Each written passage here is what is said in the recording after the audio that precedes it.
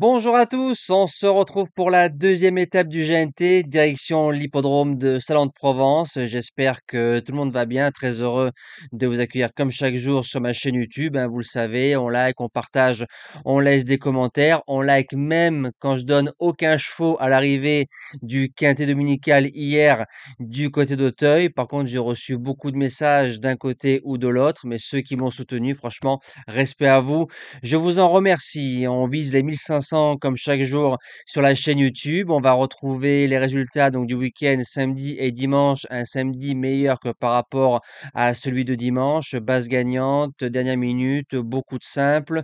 Un couplet gagnant en 2 chevaux dans le quintet. 3 sur 4 avec les objectifs. Les jeux du quintet ont bien marché aussi. Donc ça, c'est bien.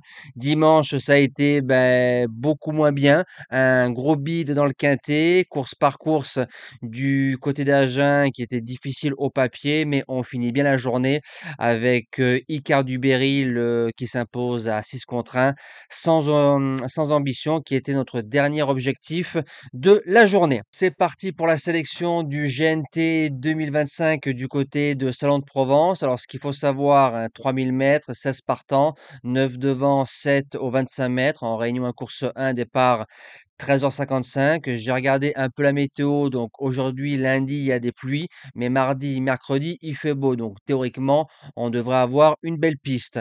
Ce qu'il faut savoir aussi, en 2022, lors de la dernière étape, et je crois la seule étape du GNT de Salon de Provence, le Quintet des Ordres a fait pratiquement 34 000 euros. Et pas mal de chevaux locaux ou des environs ont fait l'arrivée. Donc bon, maintenant, c'est une belle étape, plus belle que par rapport à celle d'Amiens et qui reste très ouverte au papier. En base gagnante, le 3, Jamin Brayon. On a fait pratiquement l'impasse sur le meeting d'hiver, à part sa belle quatrième place dans le Boissy-Saint-Léger, derrière des chevaux qui ont bien couru groupe durant l'hiver. Il vient de gagner facilement du côté d'Agen dans un petit lot. C'est un cheval très trotteur qui peut se driver un peu de partout, mais quand même souvent caché dans un lot supérieur. Maintenant, Mathieu Abrivard a dû faire un objectif, ce GNT 2025, et en gagnant cette étape, il sera automatiquement qualifié pour la finale. Et Jamin, avec un bon parcours, je pense qu'il peut s'imposer. La deuxième base, le 7 Indusval, c'est un cheval qui vient de gagner après 3 courses de rentrée dans un lot inférieur parcours de vitesse. Visuellement, c'était très très bon. Voilà, quand il a pu un peu se sortir des chevaux qui l'empêchaient de passer, en 2 coups de patte, il avait gagné toute distance, tout parcours. Et comme c'est un cheval qui est très bon au sprint, la longue ligne droite de Salon va l'avantager. Pour les chances, le numéro 6, Je compte 6B, c'est la course visée. Je l'avais gardée à Laval dans le quintet. Elle a fait la surprise de 5e à 80 euros. Elle a fait un hiver plutôt correct dans l'ensemble, même si j'en attendais un peu mieux. Elle a pris que des places. Maintenant, à droite, elle a couru à Fougères sur le gazon et à Caen sur une grande piste. Alors attention les tournants, il y a que ça qui me dérange un tout petit peu. C'est pour ça que je l'ai mis en chance et pas en deuxième base. En quatrième position, le 5 Imploramosin. Faut se rappeler que l'année dernière, dans le circuit 2024, elle faisait deuxième du GNT de Saint-Galmier avec son entraîneur, derrière un certain Igus Kissoton. Elle sera déférée devant. Alexa Brivard. Maintenant, s'il y a une petite contre-indication, ça fait 2 mois qu'elle n'a pas couru, mais comme c'est un entourage qui prépare bien leurs chevaux, elle ne doit pas sortir du quintet. En cinquième position, le numéro 9, Hello Paname, c'est la mire du côté du Croisé-la-Roche. Déféré des 4, DBK à la drive, c'est le plus riche. C'est un cheval qui peut tout faire dans un parcours. À droite, 3000 mètres.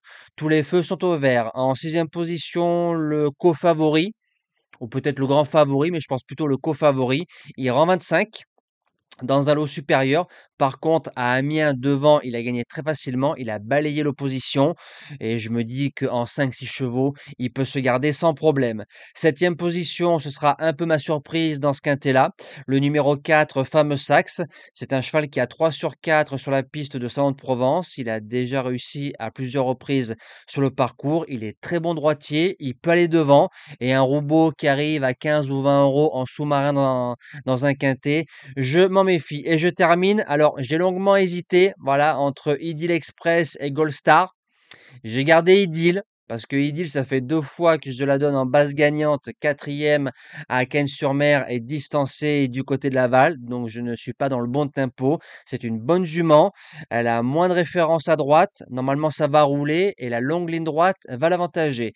Et juste un petit coup de gueule vis-à-vis des professionnels parce que je considère que quand un cheval peut pas gagner, je prends l'exemple de Idyll Express à Laval, quand on peut pas gagner une course, on évite d'envoyer des coups de cravache à outrance.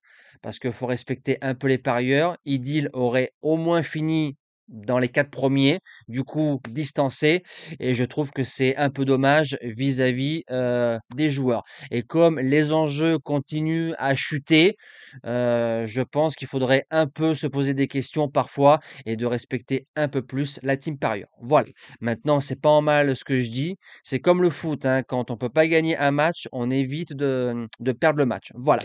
Nous, on se dit à demain pour le prix Joker. On retrouvera les galopeurs sur la PSF de Chantilly. Passez une belle semaine, un bon GNT et bon jeu à tous.